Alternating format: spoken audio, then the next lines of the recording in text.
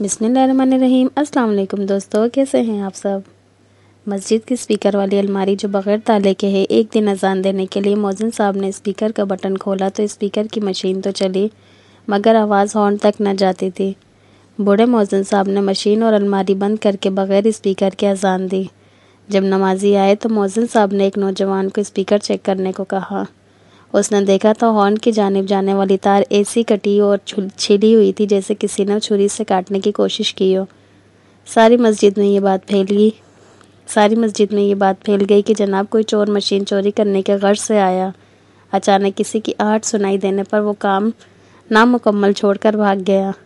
अब चोर तलाश करने की सदा लगाई गई। मोहल्ले के फलां और बाश की ये हरकत हो सकती है। दूसरे ने कहा, फलां छोकरा बुरी सोहबत में उठता बैठता है, उसकी कारस्तानी हो सकती है। तीसरे बाबा जी ने कहा, फलां घर वाला लड़का 2 साल पहले चोरी के केस में पकड़ा गया था, मुझे तो उसी पर शक है। गर्ज के जितने मुंह उतनी बातें। किसी का घर तो था नहीं कि जब तक कोई फैसला ना हो जाता मजलिस बर्खास्त ना होती। सब अपनी अपनी बोली बोलकर आहिस्ता आहिस्ता बिना कोई फैसले किए मस्जिद से रुखसत हो गए। तार जोड़ दी गई, अजान की आवाज़ आना शुरू हो गई। हर नमाज पर बात छिड़ती और मुख्तलिफ चोरों पर तबसरे होते रहे। दूसरे दिन ज़ोहर की अजान देने के लिए मौज़िन साहब ने जो ही अलमारी का दरवाज़ा खोला तो खप करके बड़ा चूहा मौज़िन साहब के कदमों को छूता हुआ गया।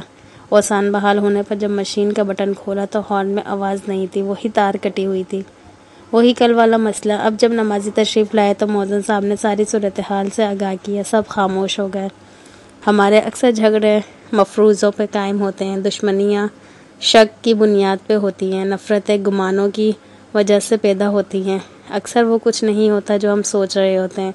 दिल पाक कीजिए, सोच पाक हो जाएगी, नफ़रत की जगह उल्फत जन्म लेगी।